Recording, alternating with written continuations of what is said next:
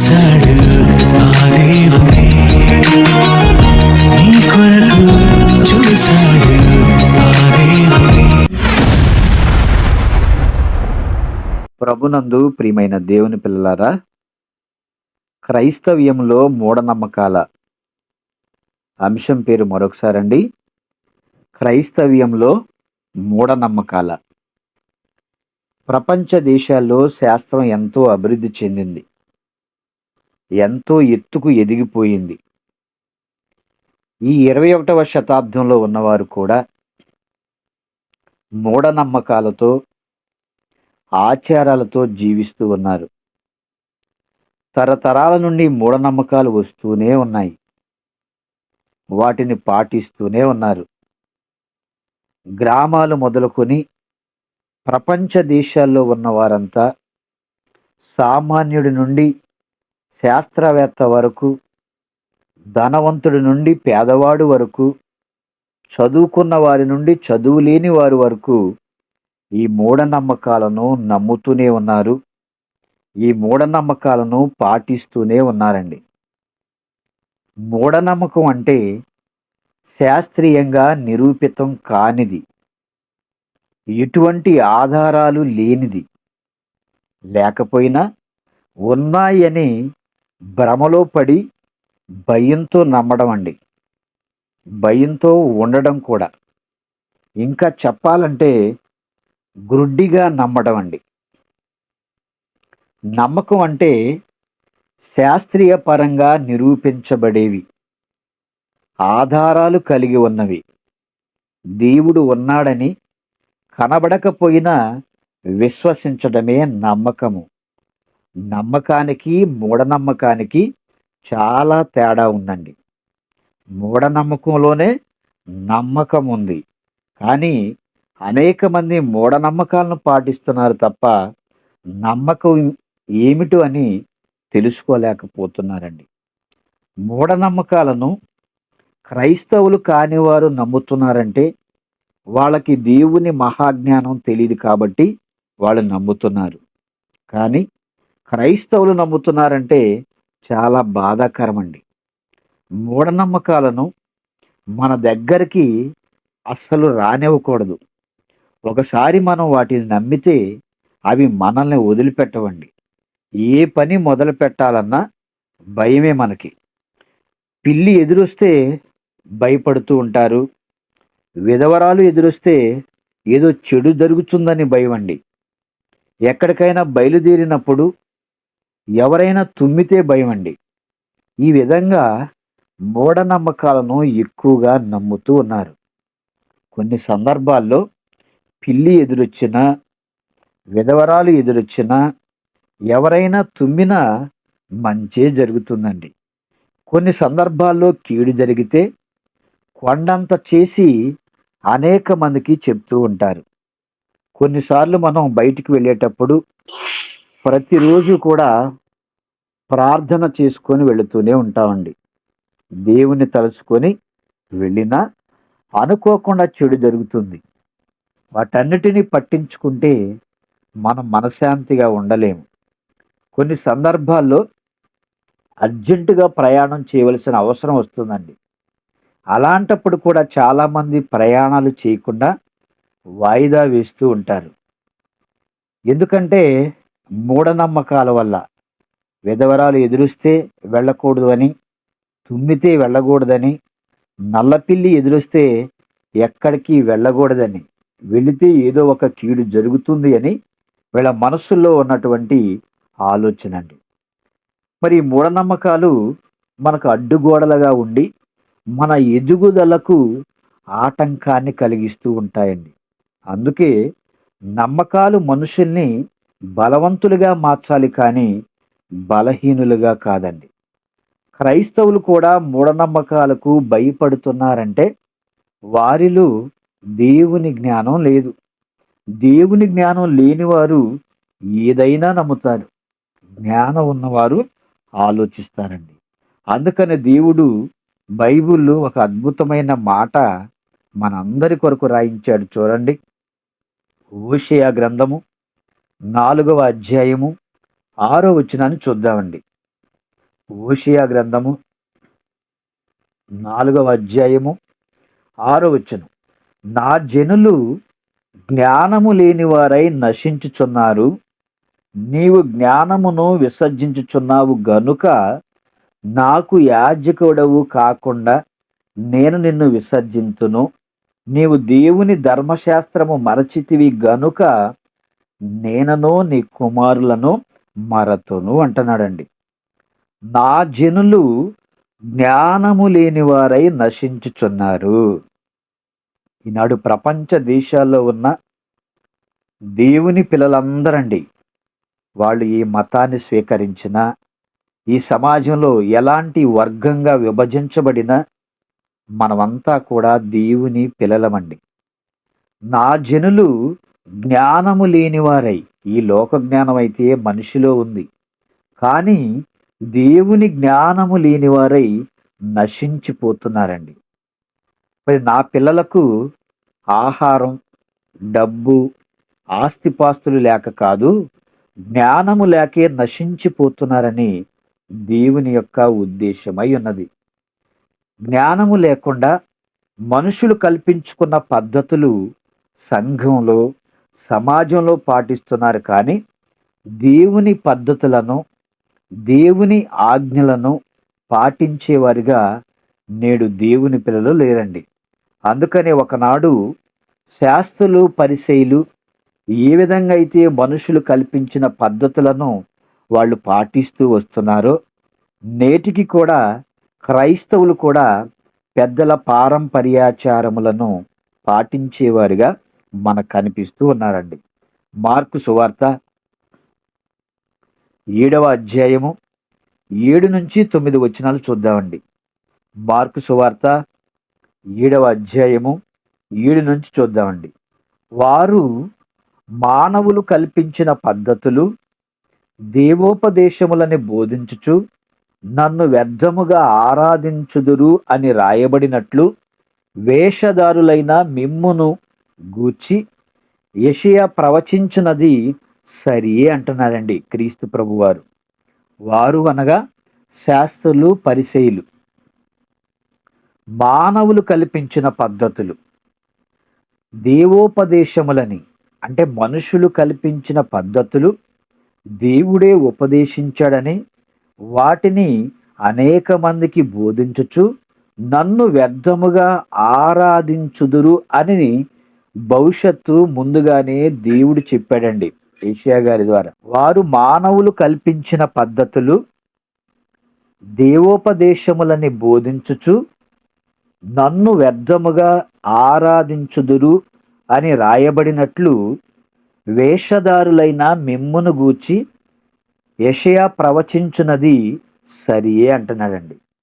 మీరు దేవుని ఆజ్ఞను విడిచిపెట్టి మనుషుల పారంపర్యాచారమును గైకొనుచున్నారు, మరియు మీరు మీ పారంపర్యాచారమును గైకొనుటకు దేవుని ఆజ్ఞను బొత్తిగా నిరాకరించుదురు. సంఘంలో పెట్టుకున్నటువంటి కట్టుబాట్లు ఈనాడు సమాజానికి ముఖ్యమండి, కానీ దేవుడు పెట్టినటువంటి పద్ధతులు కానీ, ఆచారాలు కానీ, ఆజ్ఞలు కానీ వేటిని కూడా పాటించేవారిగా ఈనాడు మనుషులు లేరండి. సంఘానికి ఒక క్రమం వాళ్ళే పెట్టుకుంటున్నారు. సంఘంలో ఆరాధన ఎలా జరగాలి, పాటలు ఎలా పాడాలి, వాక్యాన్ని ఎలా ప్రకటించాలి అని సంఘానికి కొన్ని కట్టుబాట్లను, క్రమాన్ని ఏర్పాటు చేసుకొని మరలా ముగింపులు ఆరాధన అని మరి వాళ్ళు చేసుకుంటూ వాళ్ళకు నచ్చిన విధంగా దేవుని ఆజ్ఞలను పక్కన పెట్టి వీళ్ళకు నచ్చినట్లుగా వీళ్ళు సంఘాల్లో కొన్ని కార్యక్రమాలను చేస్తూ ఉన్నారండి. ఇలా చేస్తారని యెషయా గారి ద్వారా దేవుడు ముందుగానే రాయించాడు. కాబట్టి దేనిని కూడా మనం గుడ్డిగా నమ్మకుండా ఏది వాస్తవమో, ఏది మనకు మేలైనదో అని జాగ్రత్తగా ఆలోచించి పరీక్షించి మనం తెలుసుకోవాలండి. అందుకనే దేవుడు పౌలు గారి ద్వారా ఒక చక్కటి మాటను రాయించాడు. తెస్సలోనికి రాసినటువంటి మొదటి పత్రిక 5వ అధ్యాయము 21వ వచనాన్ని చూద్దామండి. తెస్సలోనికలకు రాసినటువంటి మొదటి పత్రిక 5వ అధ్యాయము 21వ వచనం. సమస్తమును పరీక్షించి మేలైన దానిని చేపట్టుడి అన్నాడు. సమస్తమును పరీక్షించాలి. పరీక్షించినటువంటి ఈ సమస్తములో మేలైనది ఏదైతే ఉందో దానిని మనం చేపట్టాలి అండి. సమస్తమును పరీక్షించి అంటే తినే విషయంలో మనం పరీక్షించుకుంటాము, త్రాగే విషయంలో పరీక్షించుకుంటాము, ధరించుకునే విషయంలో పరీక్షించుకుంటాము. కానీ చాలామంది అండి వాక్యం విషయంలో ఏది మనకు మేలైనదో, ఏ బోధ మనకు ఆరోగ్యకరమైనదో అని అనేక మంది ఆలోచించరండి.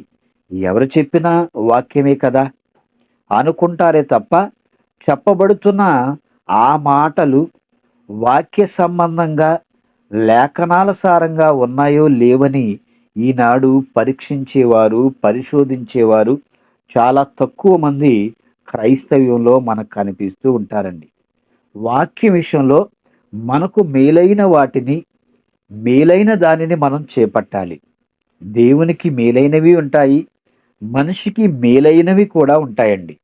అన్ని విషయాల్లో పరీక్ష అనేది తప్పకుండా ఉండాలి. పరీక్ష లేకపోతే ఏది మేలైనదో మనం తెలుసుకోలేము.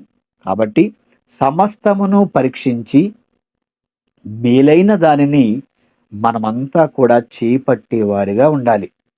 యెషయా గ్రంథము 47వ అధ్యాయము 11వ వచనాన్ని చూద్దామండి.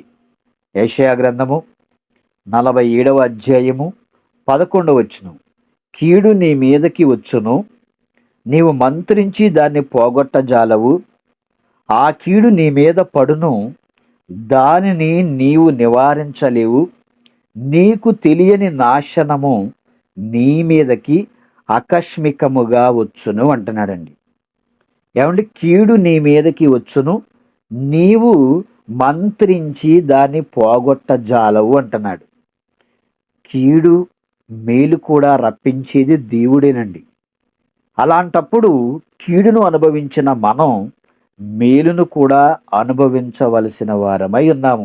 కానీ చాలామంది మాకు మేలులే జరగాలని కోరుకుంటారు తప్ప కీడు జరగకూడదు అని అనేక మంది ఆలోచన కలిగి ఉంటారు. ఎందుకంటే క్రైస్తవులకు కానీ క్రైస్తవేతరులు కానీ అంతా మంచే జరగాలని కోరుకుంటారండి. ఎవరు కూడా చెడు జరగాలని ఆలోచించరు. అయితే కీడు నీ మీదకి వచ్చును, నీవు మంత్రించి దానిని పోగొట్టజాలవు అని దేవుడు ముందుగానే రాయించాడు. ఆ కీడు నీ మీద పడును. నీకు ఏదైతే కీడు ముందుగా రాసి పెట్టబడి ఉందో ఆ కీడు నీకు తప్పకుండా జరగాలి అని దేవుడు రాయించాడండి. దానిని నీవు నివారించలేవు, కంట్రోల్ చేయలేవు. నీకు తెలియని నాశనము నీ మీదకి ఆకస్మికముగా అంటే సడన్గా వచ్చేస్తుందంటండి. అంటే మనకు ఏదైతే కీడు జరగవలసి ఉన్నదో ఆ కీడు తప్పకుండా జరగాలి తప్ప ఆ కీడును ఎవరు కూడా మంత్రించి దానిని పోగొట్టేటువంటి అవకాశం లేదండి. కానీ ఈనాడు సమాజంలో చాలామంది కొన్ని జంతువులను చూసి కీడనుకుంటున్నారు, మనుషులను చూసి కీడనుకుంటున్నారండి. ఉదాహరణకు కొన్ని విషయాలను మనం ఆలోచిద్దామండి. నల్లపిల్లి నల్లపిల్లి ఎదురొస్తే చెడు జరుగుతుందని, కీడు జరుగుతుందని చాలామంది భయపడిపోతూ ఉంటారండి. 70-80 సంవత్సరాలు వెనక్కి వెళితే పూర్వకాలంలో ఎడ్ల బండ్లపై కిరోసిన్ దీపాలు పెట్టుకొని అరణ్యాల్లో ప్రయాణించేవారండి. ఆ అరణ్యంలో మరి ఎడ్ల బండ్లపై, దున్నపోతుల బండ్లపై మరి కొంతమంది ప్రయాణం చేస్తూ వెళ్ళేవారు. ఎందుకంటే ఆనాడు రోడ్లు సరిగ్గా ఉండేవి కావండి. అలాంటప్పుడు అరణ్యాల్లో వెళ్ళేటప్పుడు నల్లపిల్లులు, చిరుత పులులు, నక్కలు, ఎలుకబంటులు, రాబందులు ఏమండి ఇవి ఆ దున్నపోతులకు లేక ఆ ఎడ్లకు ఎదురుగా నిలబడేవండి.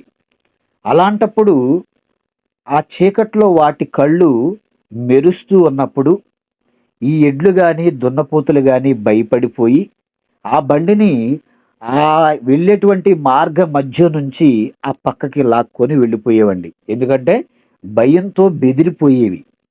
కాబట్టి వాళ్ళు ఆ బండ్లను పక్కకు తీసుకువెళ్ళి, ఆ భయం పోయేంత వరకు కూడా ఆగి, మరలా వారి ప్రయాణాన్ని కొనసాగించేవారు. అంటే ఆ కాలంలో సరిగ్గా లైట్లు లేవు, రోడ్లు లేవు, వాహనాలు లేవు. కాబట్టి వారి ప్రయాణానికి అంతరాయం కలిగేది. అరణ్యాల్లో వెళితే ఈ జంతువులన్నీ మార్గ మధ్యంలో కనపడినప్పుడు, ఆ కండ్లు లైట్‌లాగా వెలుగుతున్నప్పుడు ఇవి భయపడిపోయేవండి. మరి అప్పటికి, ఇప్పటికి కాలాన్ని మనం కంపేర్ చేస్తే చాలా విషయాల్లో మార్పొచ్చిందండి. కాలంలో మార్పులు, చేర్పులు జరుగుతూ వచ్చినప్పటికిని, కానీ మనుషుల్లో మాత్రం మార్పనేది రాలేదండి.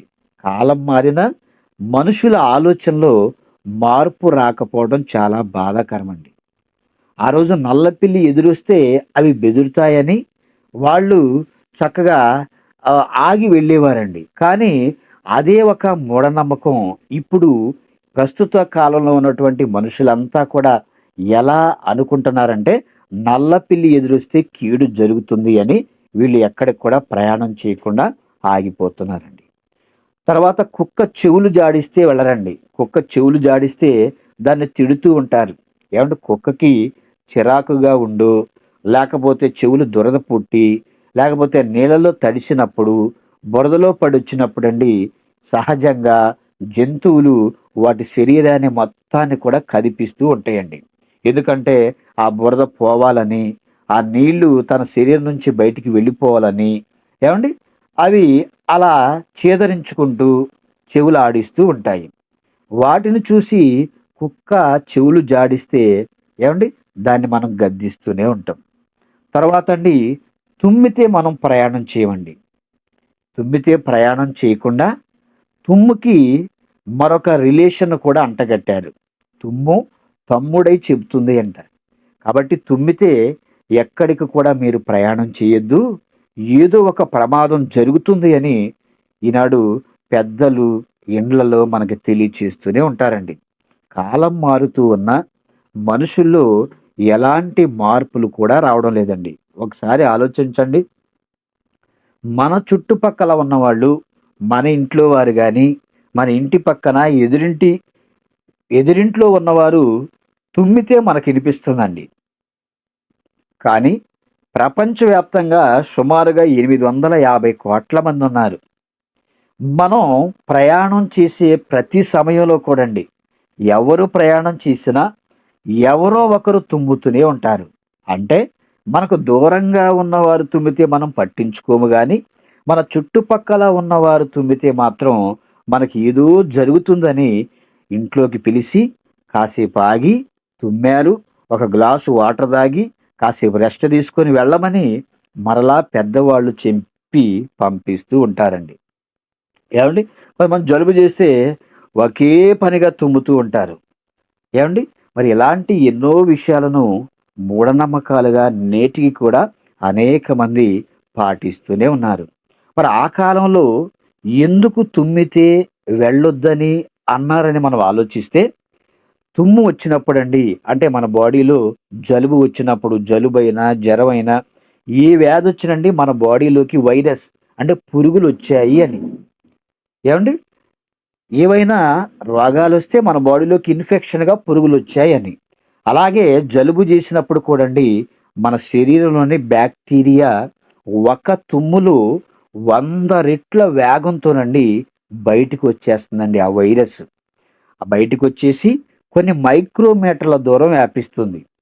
కాబట్టి ఎవరైనా తుమ్మిన వెంటనే మనం గనక ప్రయాణం చేస్తే ఆ అట్మాస్ఫియర్‌లో, ఆ వాతావరణంలో కలిసిపోయినటువంటి ఆ వైరస్ అనేది మీలోకి కూడా వెళ్ళి, మీకు కూడా జలుబు చేసే అవకాశం ఉంటుంది అని పెద్దలు మంచిగానే ఆలోచించి వెళ్ళవద్దని చెప్పారండి. కానీ ఈ రోజుల్లో ఏం చేస్తున్నారంటే, తుమ్మినా, దగ్గినా, ఏం చేసినా సరే వెళ్ళే పరిస్థితి మనకు కనిపించట్లేదండి. కొన్ని మైక్రోమీటర్ల దూరం వ్యాపిస్తుందనమాట. మనం తుమ్మినప్పుడు ఆ తుమ్ములో ఉన్నటువంటి వైరస్.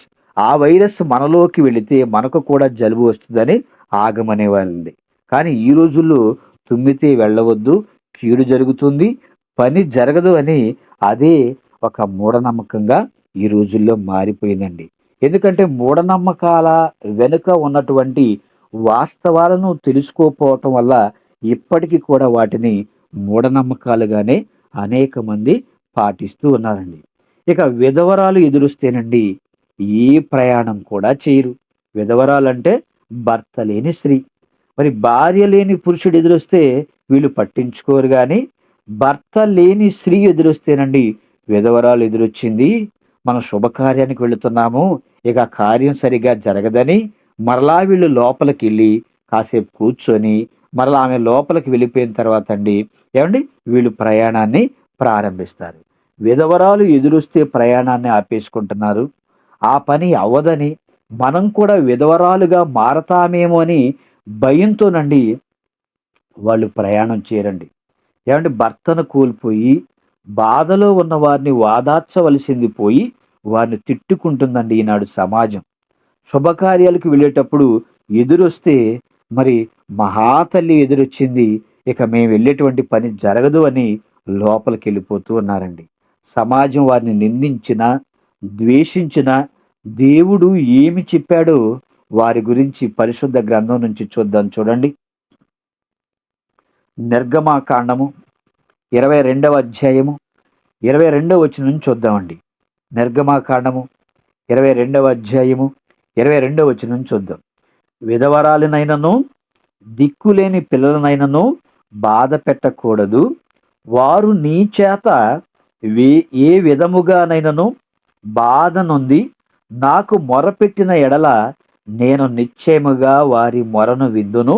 నా కోపాగ్ని రగులుకొని మిమ్మును కత్తి చేత చంపించెదను. మీ భార్యలు విధవరాండ్రగుదురు, మీ పిల్లలు దిక్కులేని వారగుదురు అంటున్నాడండి.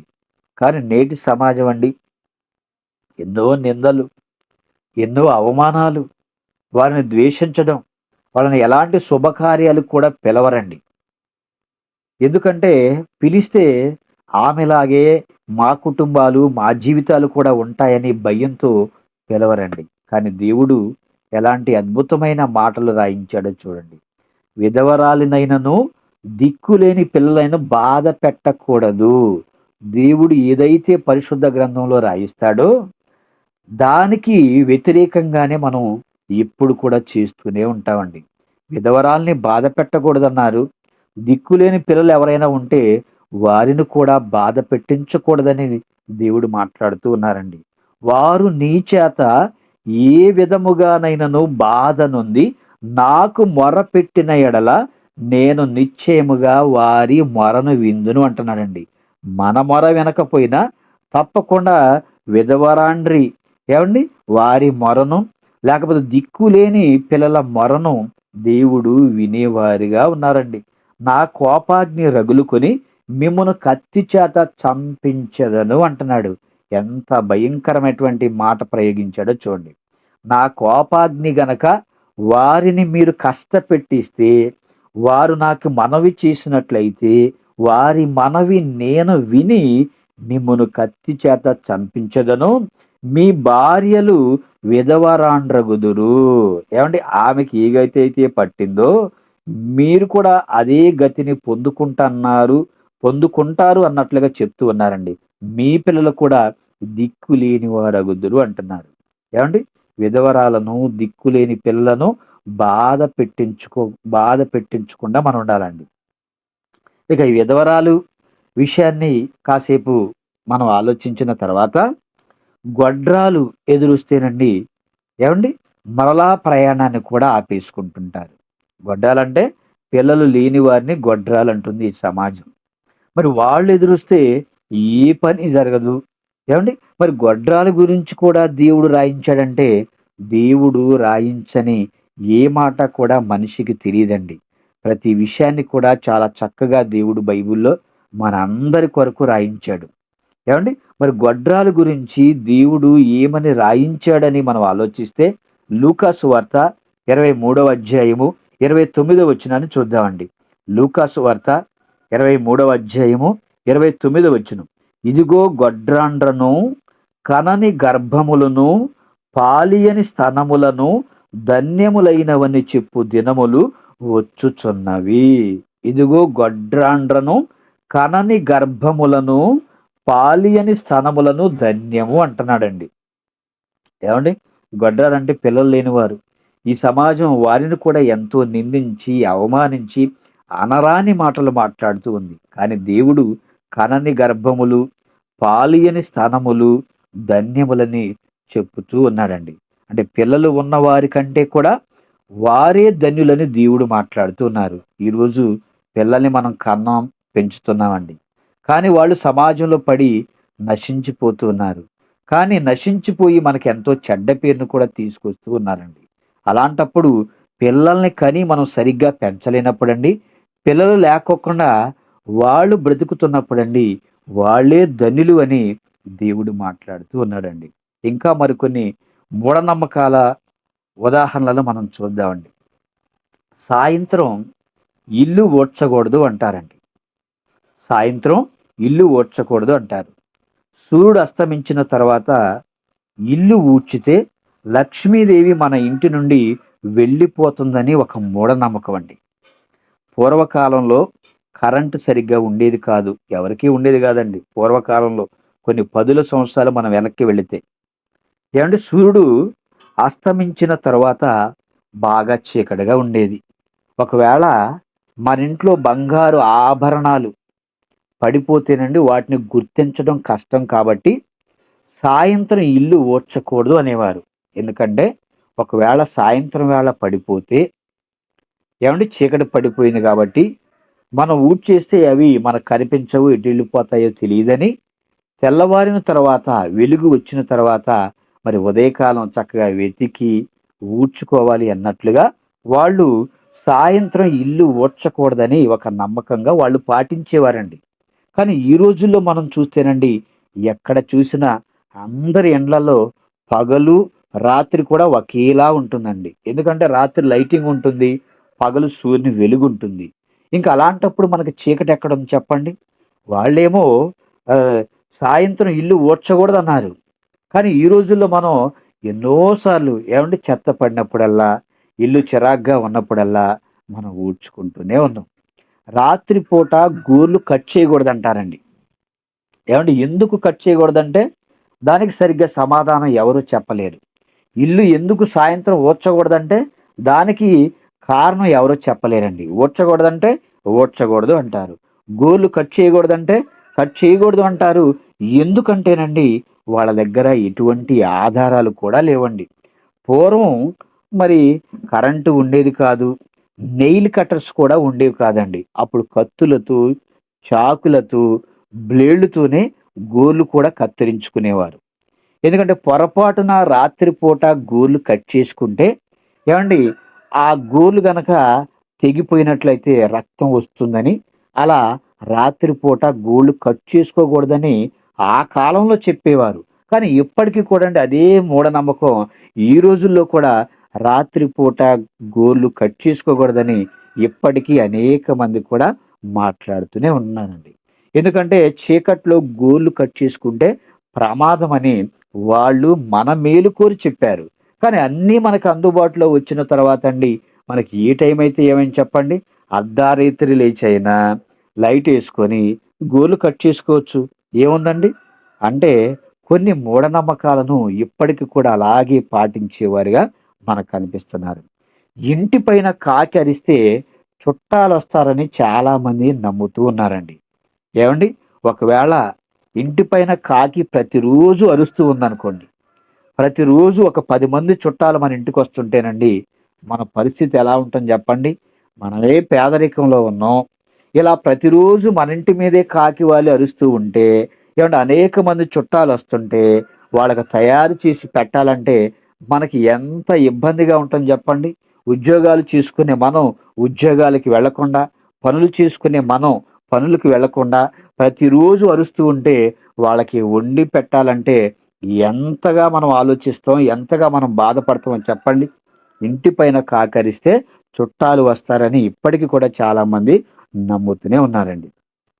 కాకులు మన పూర్వీకులు. శనిదేవునికి ఏమంటే కాకి ఒక వాహనం అని కూడా మన సహోదరులు మాట్లాడుతూ ఉంటారు. కాకులకు ఆహారం పెడితే మన పూర్వీకులకు పెట్టినట్టే అని పిండం పెట్టి కాకుల్ని పిలుస్తూ ఉంటారండి. ఏవండి మరి కాకులు ఎందుకు అరుస్తాయో ఈ సమాజానికి సరిగ్గా అర్థం కాకపోయినా బైబిల్లో దేవుడు చక్కగా రాయించాడండి. ప్రతి విషయం కూడా దేవుడు ఈ మనుషులు ఏవైతే మూఢనమ్మకాలుగా పెట్టుకొని వాళ్ళ ఆలోచనలు పాటిస్తూ ఉన్నారో ఏవండి దేవుడు ప్రతి విషయానికి కూడా చక్కటి సమాధానాన్ని రాయించారండి.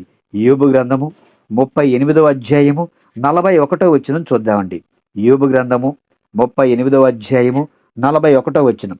తిండి లేక తిరుగులాడుచు కాకి పిల్లలు దేవునికి మొరపెట్టినప్పుడు కాకికి ఆహారము సిద్ధపరచువాడెవడు? ఎవరండి? దేవుడే కదండి. తిండి లేక తిరుగులాడుచు కాకి పిల్లలు దేవునికి మొరపెడుతున్నాయండి.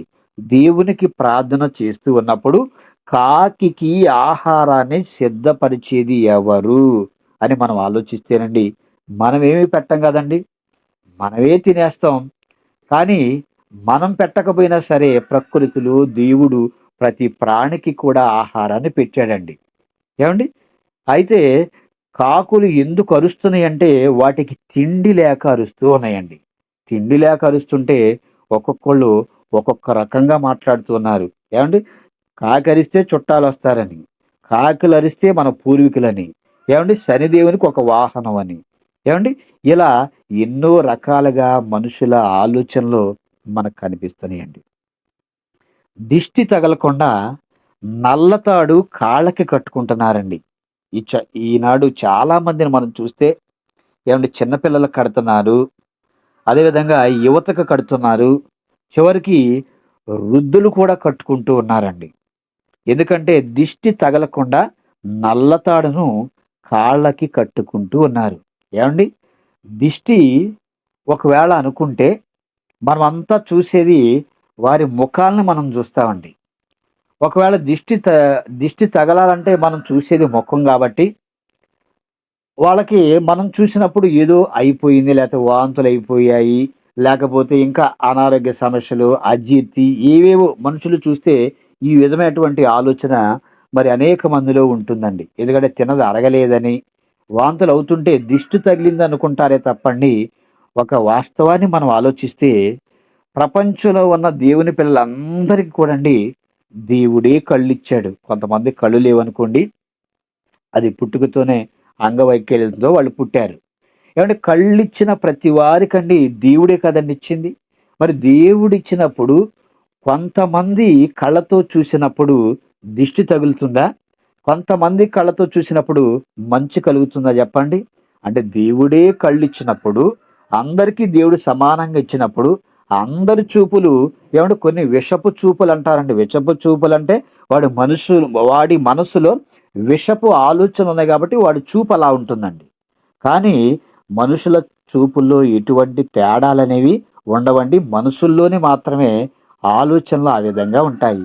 కానీ ఇక్కడ ఏమంటున్నారంటే దిష్టి తగలకుండా నల్లతాళ్ళు చాలామంది కాళ్ళకు కట్టుకుంటున్నారండి. అంటే పూర్వకాలంలో అరణ్యాల్లో ప్రయాణించేటప్పుడు కాళ్ళకి, మెడలో నల్లని తాడు కట్టుకునేవారండి. ఎందుకంటే ఆనాడు వాళ్ళు మరి అడవుల్లో ప్రయాణం చేసేవారు. విషసర్పాలుండేవి, తేళ్ళు కూడా ఉండేవండి.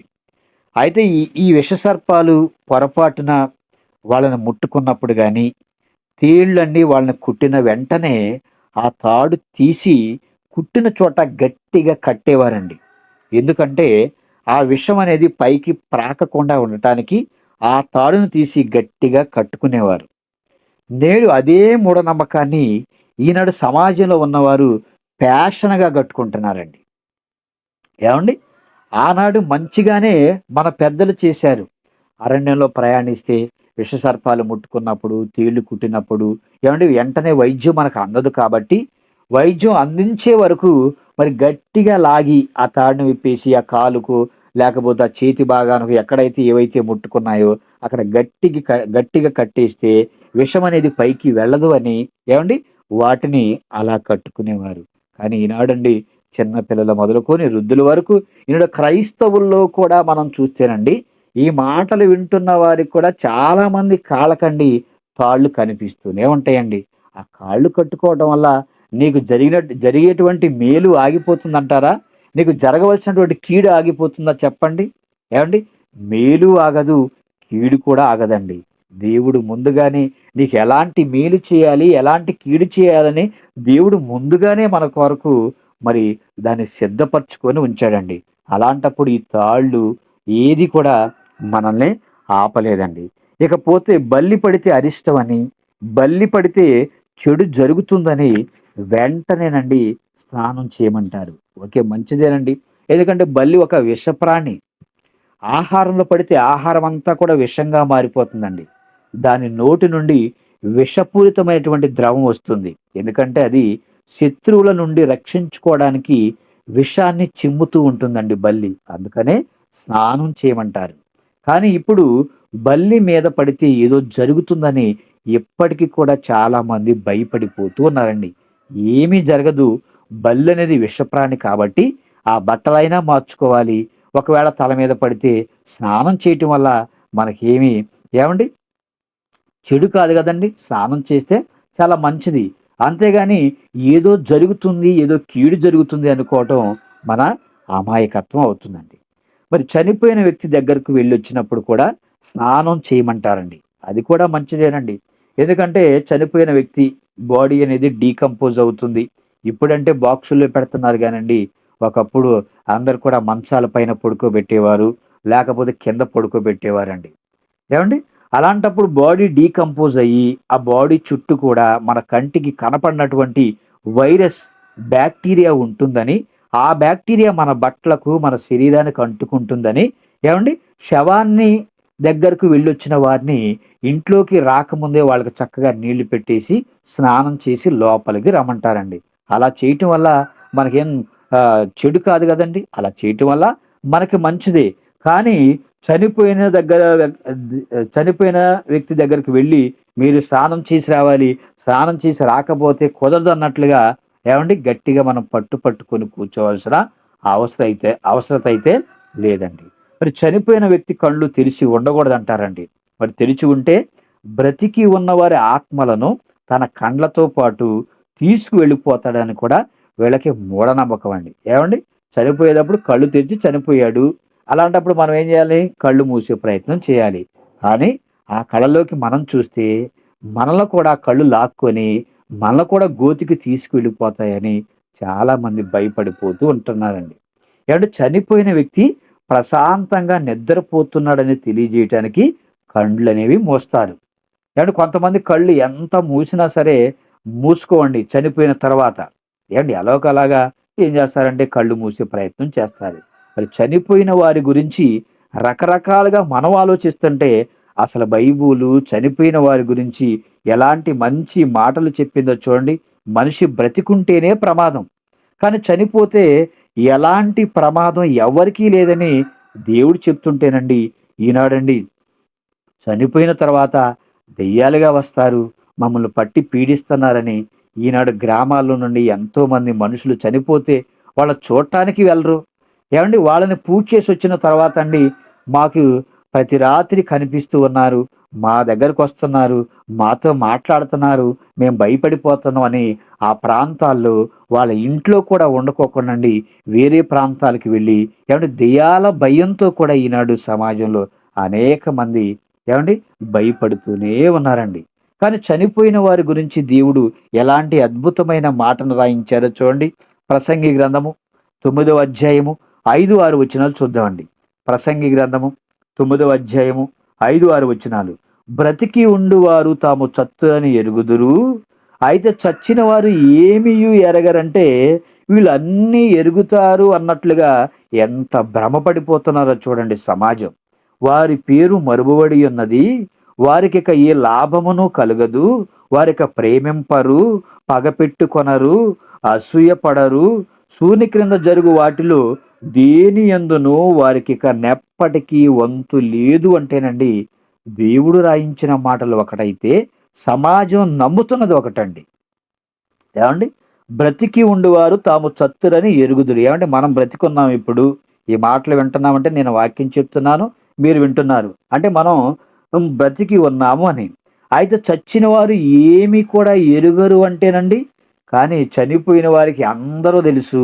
చనిపోయిన తర్వాత వాళ్ళ ఇంటికొస్తారు. ఏమంటే కొంతమంది చూడండి, చనిపోయిన తర్వాత వాళ్ళ ఇంటికెళ్ళకుండా పక్కింటి వాళ్ళ దగ్గరికి వెళ్లారని, మా ఇంటికొచ్చాడని ఆ కుటుంబాన్ని తిడుతూ ఉంటారండి. చనిపోయిన వ్యక్తిని తిడుతూ ఉంటారు. ఆ కుటుంబ సభ్యులను కూడా తిడుతూ ఉంటారు. ఏ ఇంట్లో భార్య ఉంది గదా! పిల్లలున్నారు గదా! వాళ్ళ ఇంటికెళ్ళొచ్చు గదా! మా ఇంటికెందుకు రావాలి? మా పిల్లల దగ్గరికెందుకు రావాలి? ఏవండీ మమ్మల్ని రామని ఎందుకు పిలవాలని ఏవండీ మూర్ఖులుగా చాలామంది తిట్టేవారిని కూడా మనం చూస్తూ ఉంటామండి. వారి పేరు మరువబడి ఉన్నది అంటున్నాడు దేవుడు. వారికిక ఏ లాభము కూడా ఇక భూమి మీద లేదంటండి. వారు ప్రేమించరంటే ఈరోజు చనిపోయిన వాళ్ళు కూడా వచ్చేసండి ప్రేమిస్తున్నట్లుగా చాలామంది మాట్లాడుకుంటూ ఉంటున్నారండి. పగ పెట్టుకొనరంటే పగతోనే ఏవండీ ఎవరైనా ఎవరైనా మరొక వ్యక్తిని చంపినప్పుడండి, ఆ చనిపోయిన వాడు పగబెట్టుకొని వచ్చేసి మరలా వీడిని పట్టి పీడిస్తున్నారని మాట్లాడుకుంటూ ఉంటారండి. వారిక ప్రేమించరు అంటున్నారు. పగ పెట్టుకొనరు అంటున్నారు. అసూయ పడరండి. ఏమంటే దెయ్యాలకు కూడా దెయ్యాలుగా మారి వచ్చిన వాళ్ళకి కూడా అసూయ ఉంటదంట.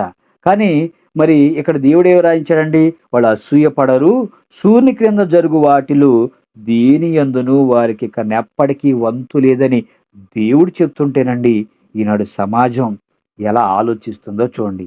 దేవుడిచ్చిన కాలంలో దేవుని కొరకు మనం బ్రతకాలండి. అంటే చలికాలం ఎక్కువగా ఉంటే ఎముకలను గొరికే చలి పుడుతుంది అంటాం మనం.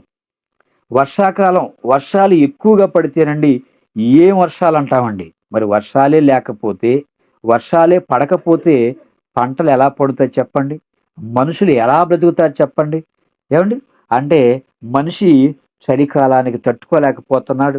వర్షాకాలానికి తట్టుకోలేకపోతున్నాడు.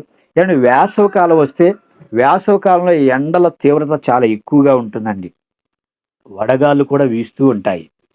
వడగాలులు వీచకుండా ఆగిపోతే బాగుండు అంటే ఏమండి? ఈ ప్రకృతిలో గాలి వీచకుండా ఆగిపోతే మన పరిస్థితి ఏంటి చెప్పండి? భూమి మీద ఉన్నటువంటి 84,00,000 జీవరాశులు కూడా గాలి లేకపోతే అందరూ కూడా శవాలుగా మారిపోతారండి. పక్షులు గాని, జంతువులు గాని, సమస్త ప్రాణులు మనుషులతో పాటండి. అందరూ కూడా గాలి లేకపోతే అందరూ కూడా చనిపోతారు. అంటే కాలాలు తమ పనిని అవి చేసుకుంటూ పోతూ ఉన్నాయండి. దేవుడు ప్రకృతికి ఇచ్చినటువంటి పని క్రమంగా చేసుకుంటూ పోతూ ఉన్నాయి. కానీ ఈ కాలాలు, సమయాలు మరి ఎవరు ఆపరేట్ చేస్తున్నారో, ఎంత కరెక్ట్‌గా ఆపరేట్ చేస్తున్నారో చూడండి. మనిషి దీనిని ఆపరేట్ చేసినండి కొంతకాలం పనిచేస్తుంది. తర్వాత దానికి రిపేర్ అనేది వస్తుంది. కానీ దేవుని చేతిలో ఉన్నటువంటి కాలాలను, సమయాలను దేవుడు ఎంత కరెక్ట్‌గా ఆపరేట్ చేస్తున్నాడో ఒక మాట చూద్దాం చూడండి. అపోస్తలుల కార్యములు మొదటి అధ్యాయము 7వ వచనం చూద్దామండి. అపోస్తల కార్యములు మొదటి అధ్యాయము 7వ వచనం. కాలములను సమయములను తండ్రి తన స్వాధీనమందుంచుకొని ఉన్నాడు. వాటిని తెలుసుకొనుట మీ పని కాదు అంటున్నాడు. మన పని కాదు అన్నప్పుడు మనం ఆ పని చేయటానికి ప్రయత్నం చేసేవారుగా ఉంటామండి. కాలాలు ఏమంటే దేవుడు మనకి కొంత కాలాన్ని ఇచ్చాడు, సమయాల్ని ఇచ్చాడు. తండ్రి తన స్వాధీనమందు మన కాలాల్ని, సమయాలను కూడండి ఏమంటే తండ్రే తన స్వాధీనమందు ఉంచుకొని ఉన్నాడు. వాటిని తెలుసుకొనుట మీ పని కాదంటే నా పని. అవన్నీ కూడా నా హ్యాండ్ ఓవర్‌లో ఉన్నాయి. కాబట్టి వాటిని నడిపించేది నేనే.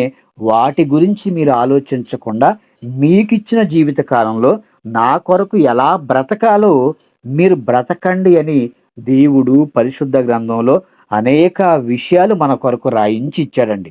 అంటే రోజులు, వారాలు, నెలలు, ఋతువులు, సంవత్సరాలు వాటి క్రమం చొప్పున జరిగిపోతూనే ఉంటున్నాయి.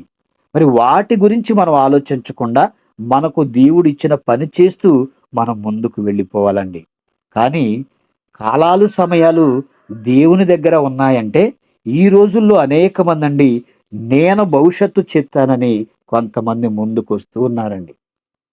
జరగబోయే భవిష్యత్తు అండి. నిన్న జరిగిపోయిన విషయాన్ని వీళ్ళు సరిగ్గా చెప్పలేరు గానీ, జరగబోయే భవిష్యత్తు చెప్తామని అనేక మంది పండితులు అనుకున్నవారు మరి సమాజంలో ముందుకు వస్తూ ఉన్నారండి. ఉదాహరణకు ఒక విషయాన్ని చూస్తే ములుగు రామలింగేశ్వర సిద్ధాంతండి. ములుగు రామలింగేశ్వర సిద్ధాంతి. ఈయన గుంటూరు జిల్లాకు చెందినటువంటి వ్యక్తి. ప్రస్తుతం అయితే వారు లేరండి, చనిపోయారు. ఈయన జ్యోతిష్య శాస్త్ర పండితుడండి, పంచాంగ కర్త కూడా. దిన వార మాస ఫలాల గురించి చెప్పేవారు. భవిష్యత్తు జ్ఞానం కూడా ఇతను చెప్పేవాడంటండి. కానీ మరి జ్యోతిష్యం చెప్పాడు, పంచాంగాన్ని కూడా చెప్పాడు. ఏ దినంలో ఏం జరుగుతుందో, వారంలో ఏం జరుగుతుందో, మాసంలో ఏం జరుగుతుందో, జరగబోయే భవిష్యత్తు జ్ఞానం కూడా చెప్పాడండి. కానీ హఠాత్తుగండి గుండెపోటుతో మరణించాడండి. హఠాత్తుగా సడన్‌గా హార్ట్ స్ట్రోక్ వచ్చింది, చనిపోయాడండి. ఏవండి? అందరి భవిష్యత్తు చెప్పినవాడు, అందరి గురించి గొప్ప విషయాలంటేనండి జరగబోయే భవిష్యత్తులో జరగబోయే సంగతులు మరి చెప్తే మాకు జరిగినియి అని వాళ్ళు కూడా చెప్పటం కూడా మనం చూస్తూ ఉంటామండి. అయితే అందరి భవిష్యత్తు చెప్పినటువంటి ఈ సిద్ధాంతి గారికండి మరి హఠాత్తుగా నాకు కూడా గుండెపోటొస్తుంది. ఆ గుండెపోటుతో నేను కూడా మరణిస్తానని పాపం ఈయనకి తెలియలేదండి. అంటే ఈయన మరణం ఇతనికి తెలియకుండానే ఈయన చనిపోయాడు. అందరి గురించి చెప్పాడండి. రాజకీయ నాయకుల గురించి చెప్పారు. ఎవరు పదవిలో ఉంటారో, ఎవరు పదవి నుంచి వెళ్ళిపోతారో, సునామీలు ఏవండి ఇప్పుడు సంభవిస్తాయో చెప్పాడంటండి. విపత్తులు, విమాన ప్రమాదాలు వీటన్నిటి గురించి ఏవండి ఈయనకి భవిష్యత్తు ముందే తెలిసినప్పుడండి ఆ సునామీలు జరగకుండా ఆపవచ్చు, విపత్తులు జరగకుండా ఆపవచ్చు, విమానాల్లో జరిగేటువంటి ప్రమాదాలు అన్నిటి గురించండి ఈయన ఆపవచ్చు కదండీ! ఎందుకంటే భవిష్యత్తు ముందుగానే చెప్తున్నాడు గదా! భవిష్యత్తులో జరగబోయేది చెప్తుంటే అవి జరగకుండా ఆపే ప్రయత్నం కూడా చేయాలి గదండీ! ప్రకృతిలో ఇవన్నీ కూడా దేవుడు కలిగిస్తూనే ఉన్నాడు. అవన్నీ కూడా జరుగుతూనే ఉన్నాయి. అలాంటివి మరి ఆపే ప్రయత్నం చేయాలి తప్ప జరుగుతాయని నేను కూడా చెప్పగలనండి. ఎందుకంటే భవిష్యత్తులో మనం అందరం చచ్చిపోతామండి. దీనికి భవిష్యత్తు ఇప్పుడు ప్రస్తుతం మనం మాట్లాడుతాం. భవిష్యత్తులో మనం అందరం కూడా చనిపోతాం ఏదో ఒక టైంలో. అలాంటప్పుడు భూమి మీద పుట్టిన ప్రతి మనిషి కొంతకాలం జీవించి చనిపోవాలని దేవుడు పెట్టిన ఒక నియమం. ఆ నియమం ప్రకారం మనమంతా కూడా వెళ్ళిపోవలసిన వారమై ఉన్నాం. ఇప్పుడు ప్రస్తుతం భయంకరమైనటువంటి వర్షాలు కురుస్తూ ఉన్నాయి. వరదలొస్తూ ఉన్నాయి. కొన్ని ప్రాంతాలు ముంపుకు గురైపోతున్నాయి. కొంతమంది చనిపోతూనే ఉన్నారు. కొండలు కూడా పైనుంచి ఇరిగి పడుతూనే ఉన్నాయండి. ఇవన్నీ చెప్పాలంటే భవిష్యత్తు మనకు అవసరం లేదు గదండీ! ప్రస్తుతం జరుగుతున్నవి, జరిగిపోయినటువంటి వాటిని మనం దృష్టిలో పెట్టుకొని భవిష్యత్తులో కూడా ఇలా జరగొచ్చేమో అని చెప్పొచ్చు తప్పండి. తప్పకుండా జరుగుతాయి. నీవే సీఎం సీట్‌లో కూర్చుంటావు. నీవే జిల్లా కలెక్టర్‌గా ఉంటావు అని భవిష్యత్తు చెప్పాడంటండి. అనేక మందికి మరి ఆయన పెట్టినటువంటి ముహూర్తం ఫెయిల్ అవ్వకుండా జరిగిందని అనేక మంది చెప్పారండి. కానీ ఈయనకు తెలియనటువంటి విషయం ఏంటంటే సడెన్‌గా ఈయన గుండెపోటుతో మరణించాడు. భవిష్యత్తు చెప్తామని అమాయక ప్రజలను మోసం చేస్తున్నారండి చాలామంది. డబ్బు సంపాదించుకుంటూ ఉన్నారు. మరి దేవుడు ఏం చెప్పాడో చూడండి. వీళ్ళేమో భవిష్యత్తు చెప్తాను నేనని ముందుకొస్తున్నారు. అయితే దేవుడు మరి ఏమని మాట్లాడుతున్నాడో ఒక మాట చూద్దాం చూడండి. యాకోబు పత్రిక 4వ అధ్యాయము 14వ వచనం చూద్దాం ప్రియులారా. యాకోబు పత్రిక 4వ అధ్యాయము 14వ వచనం. రేపేమి సంభవించునో మీకు తెలియదు. మీ జీవం ఏపాటిది. మీరు కొంతసేపు కనబడి అంతలో మాయమైపోవు ఆవిరి వంటి వారే. కనుక ప్రభువు చిత్తమైతే మనము బ్రతికి ఉండి ఇది అది చేతమని చెప్పుకొనవలెను. దేవుని చిత్తమైతే బ్రతికి ఉండి దేవుని కార్యక్రమాలు ఎలా చేయాలి, అలా చేయాలని మనం మాట్లాడుకోవాలి తప్పండి భవిష్యత్తు గురించి మనం చెప్పలేమండి. రేపేము సంభవించునో మీకు తెలియదంటేనండి, రేపు కాదండి ఈ క్షణం కూడా ఏమి సంభవించునో మనకు తెలియదండి. మనకంటే ఎవ్వరికి భూమి మీద పుట్టిన ఎవ్వరికి కూడా తెలియదండి.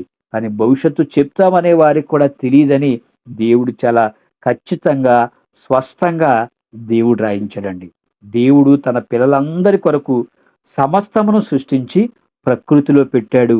తన పిల్లల కొరకు అన్ని కూడా మంచి వాటిని దేవుడు చేశాడండి. కానీ ఈనాడు చాలామంది రేపు సంభవింపబోయే విషయాలు తెలియకపోయినా మేము చెప్తామంటున్నారు. ఏమండి, మనం కొంతసేపు కనబడి అంతలోనే మాయమైపోయే ఆవిరి వంటి వారండి. ఏమండి, ఆవిరి ఎంతసేపు ఉంటుంది చెప్పండి? ఏమండి, అన్నం ఉడుకుతూ ఉన్నప్పుడండి పైన మనం మూత తీసినప్పుడు ఆవిరి వెంటనే పైకొస్తుందండి. ఆ ఆవిరి తెల్లగా మనకి తీసిన వెంటనే కనిపిస్తుంది. క్షణాల్లోనండి మాయమైపోతుంది. మన జీవితం కూడా అంతే గదండీ! కానీ చాలామంది మేము చెప్తాము భవిష్యత్తు అని వస్తున్నారు. వాళ్ళ భవిష్యత్తు తెలియకుండానే మరణిస్తూ ఉన్నారండి. అయితే దేవుడు మనందరి కొరకు మంచివే చేశాడా? మంచివే చేశాడండి. ఎంత మంచివి చేశాడో చూడండి. ఆదికాండము మొదటి అధ్యాయము 31 వచనాన్ని చూద్దామండి. ఆదికాండము మొదటి అధ్యాయము 31 వచనం. దేవుడు తాను చేసినది యావత్తును చూసినప్పుడు అది చాలా మంచిదిగా నుండెను. దేవుడు మనందరి కొరకు సమస్తమును మంచిదిగా చేశాడండి. కానీ మనమే కొన్ని మంచివి కాదనుకుంటున్నాము. కొన్ని మనకి మంచి చేస్తాయి, కొన్ని మనకు కీడు చేస్తాయని, కొన్ని చెడ్డవి అని మనం అనుకుంటూనే ఉన్నామండి. ఏమంటే ఉదాహరణకు కొన్ని విషయాలు ఆలోచిస్తే, ఏమంటే పండుగలకు కొంతమంది కొత్త వాహనాలు కొంటారండి. బైక్ గాని, కారు గాని, లారీ గాని, బస్సు గాని ఇలాంటి కొన్ని వాహనాలు కొంటారు. కొన్న తర్వాత అండి గుడి దగ్గరికి వెళ్ళి చక్కగా పూజలు చేయించుకుంటారు.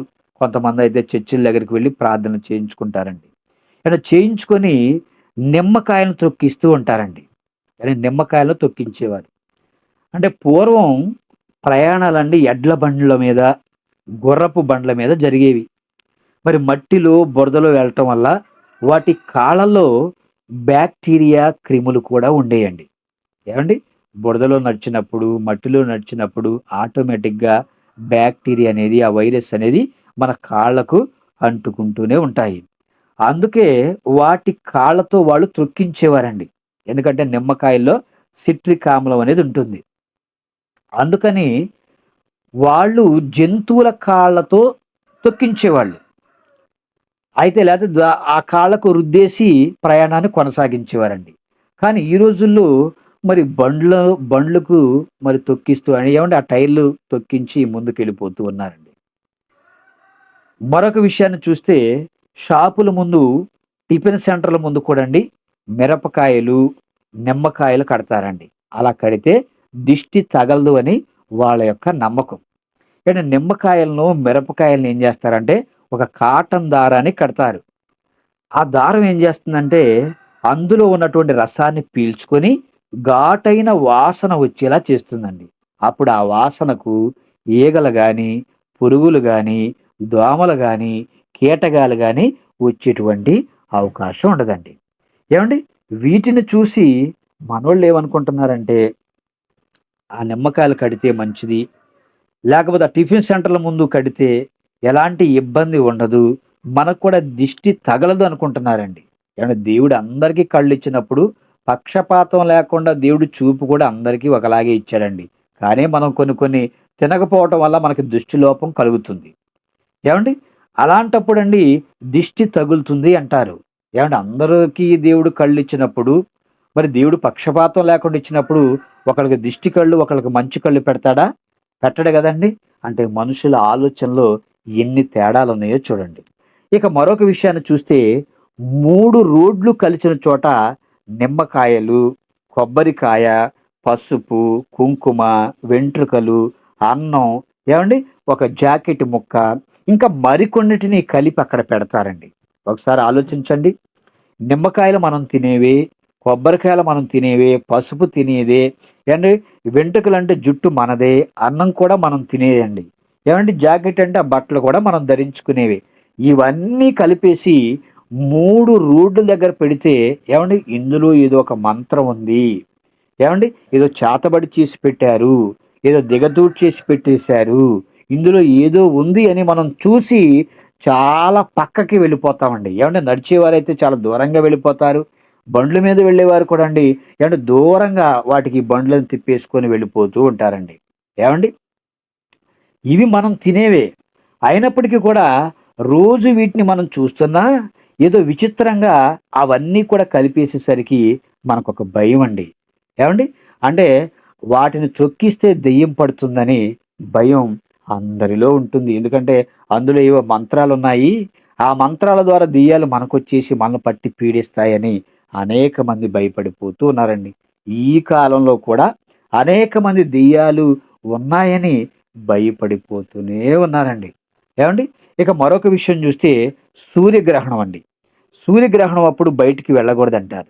ఏవండి? ఎందుకు వెళ్ళకూడదంటే, వెళ్ళకూడదు అంతే అంటారు తప్ప, ఎందుకు వెళ్ళకూడదో వీళ్ళ దగ్గర సమాధానం అనేది ఉండదండి. కొంతమంది ఏమంటారంటే, సూర్యుడిని దెయ్యం మింగేసిందంటండి. ఏవంటే సూర్యుడే భగభగ మండేటువంటి అగ్నిగోళం అయితే, సూర్యుడిని దెయ్యం మింగటం ఏంటండి? గర్భిణీ శీలకు పుట్టేటువంటి బిడ్డ వికలాంగుడిగా పుడతారని వారి నమ్మకం అండి. ఏమంటే సూర్యగ్రహణం అప్పుడు గాని, చంద్రగ్రహణం అప్పుడు గాని బయటకొస్తే పిల్లలు ఏమంటే అంగవైకల్యం కలిగి పుడతారని వీళ్ళకొక నమ్మకం అనమాట. గ్రహణం సమయంలో బయటికి రాకూడదని, ఏ పని కూడా చేయకూడదని గర్భిణీ శీలనండి ఇంట్లోనే ఉన్న చోట ఉన్నట్టుగానే కూర్చోబెడతారండి. ఆ గ్రహణం సమయంలో సూర్యుడు, చంద్రుడు, భూమి ఒకే కక్షలోకొస్తాయి. ఈ సమయంలో అతి నీల లోహిత కిరణాలండి. యూవీ రేస్ అంటారు. అవి డైరెక్ట్‌గా భూమిపై పడతాయి. అవి భూమిపై పడితే మంచివి కావని మీరు ఇంట్లో ఉండండి అని వాళ్ళు చెప్పేవారండి. కానీ ఇప్పుడు సూర్యగ్రహణం అన్నా, చంద్రగ్రహణం అన్నా పిల్లలు అంగవైకల్యంతో పుడతారు. మీరు బయటికి రావద్దని ఏదో ఒక మాట చెప్పేసరికండి వాళ్ళ పనులు కూడా పక్కన పెట్టేసి ఇంట్లోనే వాళ్ళు కూర్చుండిపోతున్నారు. ఏవండీ? దేవుడు మనలకి పిల్లల్నిస్తున్నాడు. దేవుడే మనకి పిల్లల్నిస్తున్నప్పుడు మంచి బహుమానాలుగా మనకిస్తాడు. ఏవండీ? కొంతమంది అంగవైకల్యంతో పుడుతున్నారు. కొంతమంది చాలా మంచిగా పుడుతున్నారు. అంటే పిల్లల్ని ఇచ్చేది దేవుడైనప్పుడండి ఎలా ఇస్తే ఏంటి చెప్పండి? దేవుడు ఇస్తున్నాడు మనం తీసుకుంటున్నాం. అయితే దేవుడు ఏమని మాట్లాడుతున్నాడో చూడండి పిల్లల గురించి. మనుషుల గురించి ఏమని మాట్లాడుతున్నాడో చూడండి. నిర్గమాకాండము 4వ అధ్యాయము 11వ వచనాన్ని చూద్దామండి. నిర్గమాకాండము 4వ అధ్యాయము 11వ వచనం. యెహోవా మానవునకు నోరిచ్చినవాడు ఎవడు? మూగవానినే గాని, చెవిటివానినే గాని, దృష్టి గలవానినే గాని, చెవిటివానినే గాని, దృష్టి గలవానినే గాని, గుడ్డివానినే గాని పుట్టించిన వాడెవడు? యెహోవానైనా నేనే గదా అంటున్నాడండి. అంటే నేనే చేశాను అంటున్నాడు దేవుడు. కానీ మనం వాటిని బాగు చేయగలమా? ఏమంటే కళ్ళు లేకుండా మనల్ని పుట్టించాడండి.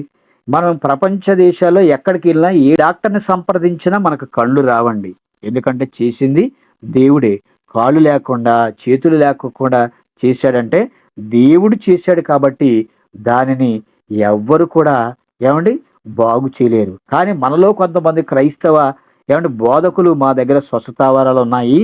మీకు ఎలాంటి అంగవైకల్యం ఉన్నా వాటిని మేము స్వస్థపరుస్తాము రండి అని వాళ్ళు మాట్లాడుతున్నారండి. వారి వల్ల ఏమీ కాదు. ఎందుకంటే దేవుడు చేసిన వాటిని ఏవండీ దేవుడు తప్ప ఎవరు కూడా స్వస్థపరచలేడు. ఇక అలా స్వస్థపరిచేటువంటి అవకాశం కూడా లేదండి. రాజుల 2వ గ్రంథము 17వ అధ్యాయము 17వ వచనం చూద్దాం ప్రియులారా. రాజుల 2వ గ్రంథము 17వ అధ్యాయము 17వ వచనం. మరియు తమ కుమారులను కుమార్తెలను అగ్నిగుండము దాటించి శకునమును చిల్లంగితనమును వాడుక చేసుకొని యెహోవా దృష్టికి చెడుతనము చేయుటకై తమ్మును తాము అమ్ముకొని ఆయనకు కోపము పుట్టించిరి. ఈ రోజుల్లో ఎన్నో వార్తలు వింటున్నామండి, మనం చూస్తూనే ఉన్నాం. తల్లికి వచ్చిన రోగం పోవాలంటే వాళ్ళ గర్భాన పుట్టినటువంటి పసిపిల్లలను కుమారులను బలిస్తే తగ్గిపోతుంది అని క్షుద్దరు పూజలు చేసేవారు చెప్తేనండి. అలాగే తండ్రులు తమ గర్భాలన పుట్టినటువంటి పసిగందులను చంటి బిడ్డలను కుమారులను నా కుమారుని చంపేస్తే నా భార్య ఆరోగ్యం బాగుంటుంది అని అనేక దేశాల్లో అనేక రాష్ట్రాల్లో ఉన్నటువంటి ప్రజలు అమాయక ప్రజలండి కొంతమంది మాంత్రికుల మాటలు విని అలాగే చిన్నపిల్లల్ని బలిస్తూ ఉన్నారు. అయితే రోగం పోవాలంటే వైద్యం చేయించుకోవాలి, మంచి డాక్టర్ సంప్రదించాలి. కానీ ఈ రోజుల్లో ఏం చేస్తున్నారంటేనండి, మాంత్రికుల్ని సంప్రదిస్తే వాళ్ళు ఏవో కొన్ని పూజలు చేసి మేము పోగొడతామని వాళ్ళు మాట్లాడుతున్నారండి. వాళ్ళకు అనేక మంది మరి పసిపిల్లలను కూడా బలి చేస్తున్నటువంటి తల్లిదండ్రులను కూడా మనం చూస్తూ ఉన్నామండి.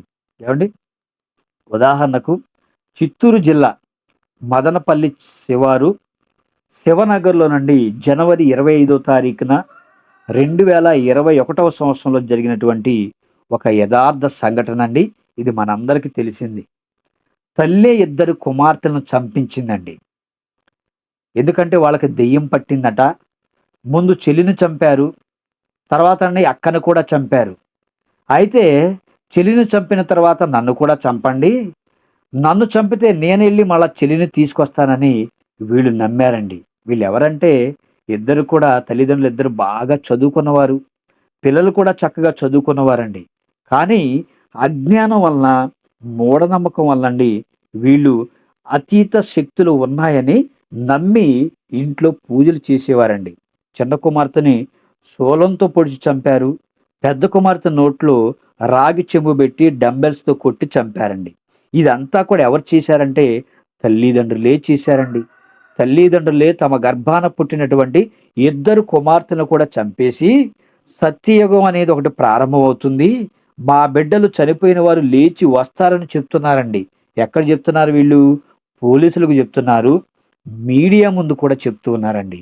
వీళ్ళు బాగా వెల్ ఎడ్యుకేటెడ్ పర్సన్స్ తల్లిదండ్రులు. పిల్లలు కూడా చక్కగా చదువుకున్నారండి. అయితే ఏవో కొన్ని అతీత శక్తులు ఉన్నాయని నమ్మి వీళ్ళు మాట్లాడుతూ ఉన్నారండి.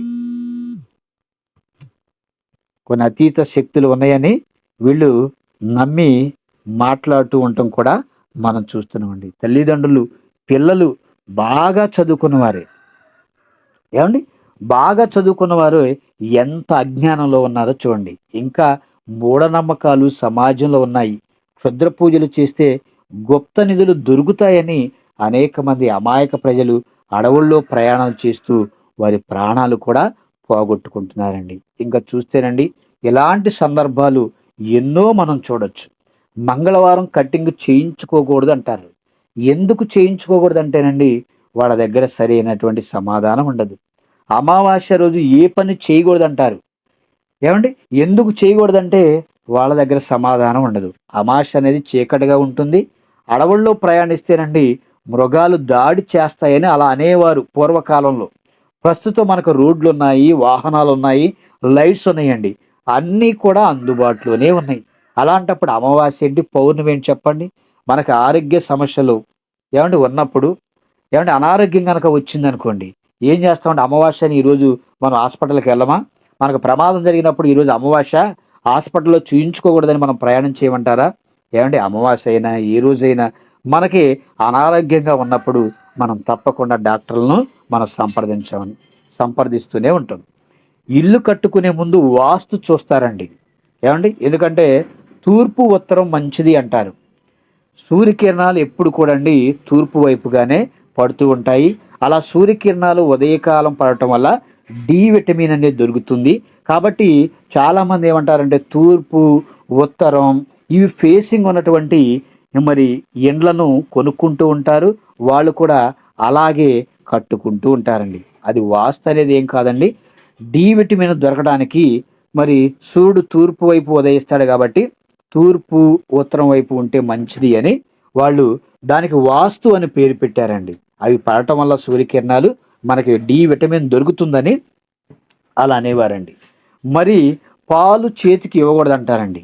ఇస్తే గొడవలు జరుగుతాయని అనేక మంది నమ్మకం. ఎందుకంటేనండి ఒకప్పుడు గ్లాసులో పాలిస్తూ ఉండేవారు. ఒకవేళ మనం తీసుకునేటప్పుడు చెయ్యి జారి పడిపోతేనండి ఏమవుతుందంటే ఆ పాలు నేల పాలు అవుతాయని మరి చేతితో పాలు గ్లాస్‌తో ఇవ్వకూడదని చెప్పేవారు.